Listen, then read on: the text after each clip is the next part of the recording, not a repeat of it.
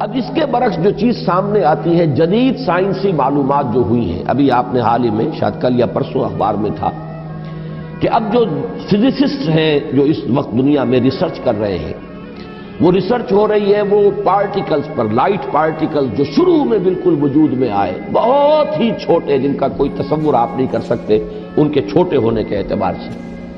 معلوم ہوا کہ وہ 3 قسم کے بیسک پارٹیکلز ہیں، انہی سے پھر یہ کائنات بنی ہے۔ یہ ساری ریسرچ ہو رہی ہے۔ اسی طرح نوبل پرائز جب ملا تھا عبدالسلام کو، یہ جو سائنسدان ہے قادیانی، اور انہیں نصف حصہ ملا تھا ایک اور دوسرے شخص کے ساتھ نوبل پرائز میں، تو وہ بھی آپ کو یاد ہوگا، اخبارات میں پڑھا ہوگا کہ وہ بھی ریسرچ تھی اس بات پر کہ اس کائنات کے اندر بیسک فورسز کون کون سی ہیں۔ ایک فورس آف گریویٹی ہے، ایک میگنیٹک فورس ہے، ایک الیکٹرانک فورس ہے، وغیرہ وغیرہ۔ اور ہو یہ رہا ہے کہ اب یہ چیزیں جیسے جیسے تحقیق آگے بڑھ رہی ہے، ان کی تعداد کم ہو رہی ہے، گویا کثرت سے وحدت کی طرف انسان جا رہا ہے، اور انسان یہاں تک جا رہا ہے کہ پوری کائنات اپنی پوری ڈائیورسٹی، اپنے پورے تنوع کے ساتھ، اس کا نقطہ آغاز جو ہے وہ بالکل ایک یا 2 یا 3 چیزیں ہیں بڑی حقیر سی، وہاں سے اس کائنات کا ارتقاء ہوا۔ وہ جو theories of the creation of universe ہے کہ یہ کائنات کیسے وجود میں آئی، کریشن کیسے ہوئی، کن سٹیجز میں سے یہ کائنات گزری ہے۔ قرآن کہتا ہے کہ ایک لفظ کن ہے جس سے کہ اس کائنات کی تخلیق ہوئی۔ اللہ تعالیٰ کے اس ایک حرف کن نے سب سے پہلی شکل جو اختیار کی ہے وہ وہی پارٹیکلز ہیں نور کے، سب سے چھوٹے چھوٹے پارٹیکلز۔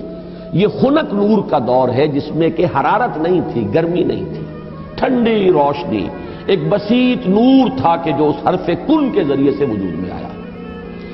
یہ جو دور ہے خنک نور کا، ذہن میں رکھیے، اس میں ابھی حرارت نہیں ہے، اس میں گرمی نہیں ہے، جو بھی ہے اندر پوشیدہ ہے اس کے، وہ بعد کا مرحلہ آئے گا جب میں عرض کروں گا۔ اس خنک نور کے دور ہی میں 2 چیزیں اللہ نے اس سے پیدا کی جو صاحب شعور اور صاحب تشخص ہے۔ ایک ارواح انسانیہ، وہ بھی نورانی ہے، اس نور سے بنی ہے۔ دوسرے ملائکہ، وہ بھی نورانی ہے اور اس نور سے بنے۔ سب سے پہلے اللہ نے حضور صلی اللہ علیہ وسلم کی روح کو پیدا کیا، کیونکہ ابتدائی مرحلہ یہی ہے۔ یہ خلق نور کا دور ہے، جبکہ ابھی نہ کوئی ناری کرے تھے، نہ کہیں کسی طرح کی خاک وغیرہ کا کوئی مسئلہ تھا۔ اس کائنات میں اللہ تعالیٰ کے حرف کن نے ایک خنک روشنی کی شکل اختیار کی، اس سے پیدا کی گئی ارواح انسانیہ، انہی میں ایک روح محمدی ہے صلی اللہ علیہ وسلم۔ تو اگر سب سے پہلے اللہ نے اسی کو بنایا ہو تو اس میں کوئی حرج باقی نہیں ہوتا، وہ بھی مخلوق ہے، وہ بھی اللہ کے بنانے سے وجود میں آئی ہے، صرف ایک تقدم زمانی اسے حاصل ہے کہ سب سے پہلے اللہ نے نبی اکرم صلی اللہ علیہ وسلم کی اس روح مبارک کو اس نور سے پیدا کیا، لیکن اسی نور سے تمام انسانوں کی ارواح پیدا کی گئی، اور انہی سے وہ عہد لیا گیا تھا الست بربکم قالوا بلی، اور اسی نور سے ملائکہ پیدا کیے گئے ہیں۔ خنک نور میں بڑے بڑے ایکسپلوژنز ہوئے ہیں اور ناری کرے وجود میں آئے۔ یہ ذہن میں رکھیے کہ ایک شے ہے، اس کے اندر کوئی حرارت مخفی ہے، ظاہر نہیں ہو رہی۔ ایٹمز ہیں، ایٹمز کے اندر بہت بڑی انرجی ہے، ظاہر نہیں ہو رہی۔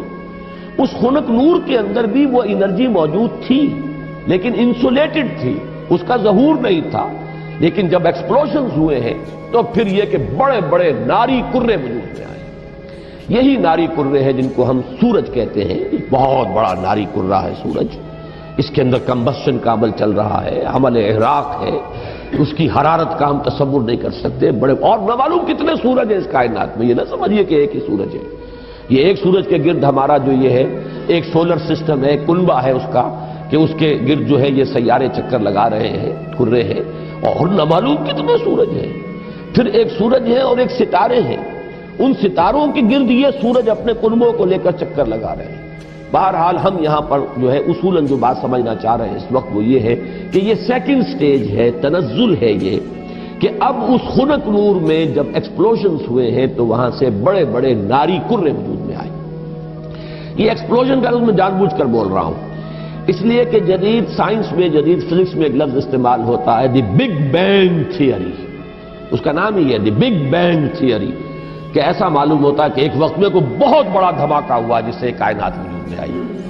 اب یہ دھماکہ جو ہے بگ بینگ تھیوری جو ہے، یا تو یہ ہے کہ اس کو تعبیر کیا جائے گا اس حرف کن سے، کن وہ کن کیسا ہوگا جس نے اس پوری کائنات کو وجود بخشا ہے، اس کا ہم تصور نہیں کر سکتے۔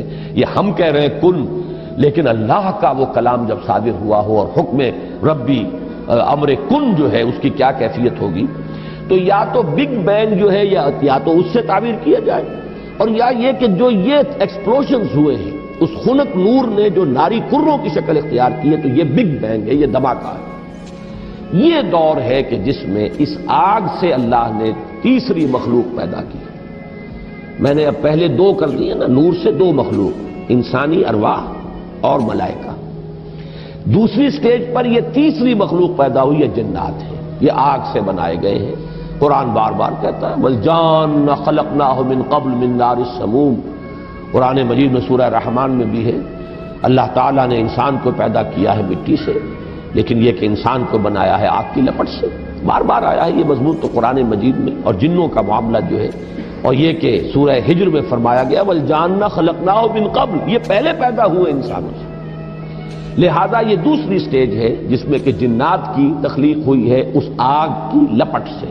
کہ پھر نظریہ یہ ہے کہ یہ جو بڑے بڑے ناری کرے تھے، یہ جب تیزی کے ساتھ حرکت میں تھے تو ان سے کچھ حصے ٹوٹ ٹوٹ کر ان سے علیحدہ ہوئے اور انہی کے گرد چکر لگانے لگے۔ یہ ہے در حقیقت ان سورج کے گرد جو یہ سیارے وجود میں آئے ہیں، یہ کرے جو ہیں۔ پھر یہ ٹھنڈے ہونے شروع ہوئے، اور ان میں جب ٹھنڈا ہوا ہے وہ ناری کرہ، تو اوپر جو ہے کرسٹ آیا، راکھ، جیسے انگارے کے اوپر راکھ آ جاتی ہے، راکھ ٹھنڈی ہوتی ہے، اندر انگارہ موجود ہے، ذرا سی راکھ ہٹ جائے اگر اور آپ کی انگلی جو ہے اس انگارے کو ٹچ کر جائے تو جلے گی، لیکن اگر راکھ اوپر ہے تو وہ آپ کو محسوس نہیں ہوگا۔ اور چونکہ ٹھنڈی چیز سکڑتی ہے، لہذا اس کے اندر اب دراڑیں پڑی ہیں، کہیں پہاڑ بن گئے، کہیں غاریں بن گئی ہیں۔ ساتھ ہی ان کے ٹھنڈے ہونے کی وجہ سے بخارات نکلے ہیں، انہی میں سے نکلے ہیں، انہی کروں میں سے بخارات نکلے ہیں۔ یہ بخارات ہیں جنہوں نے اوپر جا کر وہ جو جسے ہم فضا کہتے ہیں، ایٹماسفیئر، جس کے اندر گیسز ہیں، یہ یہیں سے انہی کروں کے ٹھنڈے ہونے سے وہ بخارات نکلے ہیں۔ جیسے کہ آپ اگر پانی ڈالتے ہیں آگ کے اوپر تو وہ ایک بھاپ بن کے اڑتی ہے، تو خیر یہ تو پانی آپ نے ڈالا ہے، لیکن یہ کہ فضائی وہ جو کرے تھے آگ کے وہ خود ٹھنڈے ہوئے ہیں تو ان میں سے بخارات نکلے ہیں، ان میں سے جو گیسز خارج ہوئی ہیں انہوں نے ایٹماسفیئر بنایا ہے۔ پھر اس ایٹماسفیرک چینجز وہاں ہوئی ہے کہ اس میں گیسز تھیں، ہائیڈروجن بھی، آکسیجن بھی، وہاں پانی بنا ہے، بجلی کے بڑے بڑے جب ہوئے ہیں ان کے اندر تو اس سے پانی بنا ہے، اور پھر دھواں دھار بارش برسی ہے، بارش برسی ہے۔ اب جو ہمارے ہاں یہ جو اعداد آتے ہیں، لاکھوں برس تک بارش ہی برستی رہی، نتیجہ یہ ہوا کہ جو جگہیں نشیبی تھی ان میں پانی بھر گیا، سمندر وجود میں آ گئے۔ اب جہاں سمندر اور مٹی کا باہمی ربط تھا، یہ جو دلدلی علاقے کہلاتے ہیں، یہاں وہ ان آرگینک کمپاؤنڈز نے آرگینک کمپاؤنڈز کی شکل اختیار کی۔ یہاں سے حیات ارضی کا آغاز ہوا، وہ حیات نباتاتی بھی ہے اور وہ حیات حیواناتی بھی ہے، یہاں سے اس کا آغاز ہوا۔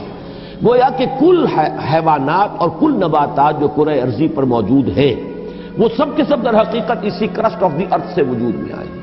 پانی اور اس مٹی کا امتزاج اور دلدل کی شکل اس کا بن جانا، اور وہاں سے ان آرگینک کی بجائے آرگینک کمپاؤنڈز کا وجود میں آنا، اور اس سے حیات کا آغاز، خواہ وہ نباتاتی حیات ہو اور خواہ وہ حیواناتی حیات ہو۔ اس حیات کا ارتقاء ہے کہ جو پھر انسان تک پہنچا ہے، وہ اس حیات، سمجھیے کہ حیات ارضی، چاہے نباتاتی ہو اور چاہے حیواناتی ہو، اس کی چوٹی کی جو شخصیت ہے وہ انسان ہے۔